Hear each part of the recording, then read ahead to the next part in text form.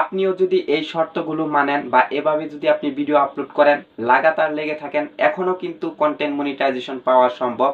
আমি একটি স্ক্রিনশট দিয়েছি, এটা লক্ষ্য করুন। এখানে কিন্তু আমি কন্টেন্ট মনিটাইজেশন পাইনি, এখানে কিন্তু লগ দেখাচ্ছে না।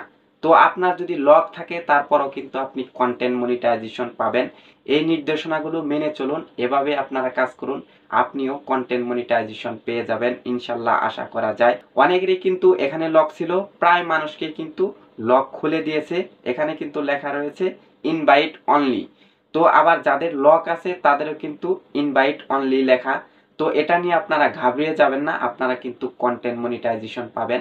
এই নির্দেশনাগুলো মেনে চলুন, আপনারা রেগুলার কাজ করুন এবং কি রিলস ভিডিওগুলো তৈরি করুন এমনভাবে যেমন 15 সেকেন্ডের নিচে আপনারা রিলস ভিডিও তৈরি করবেন না।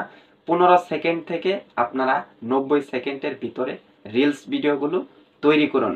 আর যদি আপনার পেজে বা প্রোফাইলে যদি লং ভিডিও না থাকে, অবশ্যই আপনারা কমপক্ষে 5 থেকে 6টা লং ভিডিও দিন। লং ভিডিও দিয়ে আপনাকে অ্যাক্টিভ রাখতে হবে, লং ভিডিও আপনার পেজে থাকতেই হবে।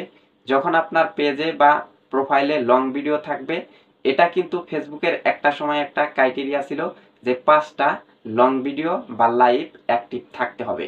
বর্তমানে কিন্তু ফেসবুকে লাইভ থাকে না, সেটা কিন্তু ডিলেট হয়ে যায়। লাইভ করলেও 1 মাস পরে কিন্তু আপনার সেই ভিডিওগুলো ডিলেট হয়ে যাবে। তো আপনারা অবশ্যই 3 মিনিটের উপরে লং ভিডিওগুলো রেখে দেবেন 5টা। তো এটা গেল। আবার আপনাকে যেটা করতে হবে, লেখালেখি করতে হবে। ফেসবুকে আপনারা অবশ্যই স্ট্যাটাস দিবেন। স্ট্যাটাস দিবেন সেটা যেন হার্মফুল না হয় এবং কি এমন কোনো কিছু লিখবেন না যেটা গাইডলাইন্সের বাইরে চলে যায়। অবশ্যই এটা কিন্তু আপনাকে নির্দেশনা মেনে চলতে হবে। অবশ্যই আপনারা লেখালেখি করুন। পাশাপাশি আপনারা যেটা করবেন, স্টোরি দিবেন, ফটো আপলোড দিবেন। স্টোরি দিলে এবং কি ফটো আপলোড দিলে অবশ্যই আপনার এঙ্গেজমেন্ট বাড়বে এবং কি মানুষ লাইক কমেন্ট করবে, আপনার এঙ্গেজমেন্ট বেড়ে যাবে। তখন কিন্তু আপনার মনিটাইজেশন পাওয়ার চান্স অনেকটাই বেড়ে যাবে। আপনার পেজ বা প্রোফাইলে সাপোর্ট ইনবক্সটা অবশ্যই চেক দিবেন। সেখানে যদি কোনো অ্যালার্ট এসে থাকে বা কোনো সমস্যা এসে থাকে, সেগুলো আপনারা ডিলিট করে দিবেন। আপনার ফেসবুক আইডিতে যদি 18 বছর না হয় তাহলে কিন্তু আপনাকে কন্টেন্ট মনিটাইজেশন দেওয়া হবে না।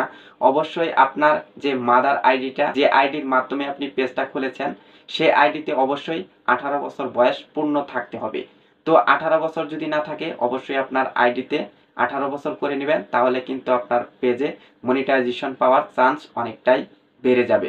অবশ্যই রেগুলারলি সমান্তরালভাবে ভিডিও আপলোড করে যেতে হবে, এখানে গ্যাপ দেওয়া চলবে না। যদি আপনি গ্যাপ দেন তাহলে কিন্তু আপনি মনিটাইজেশন পাবেন না।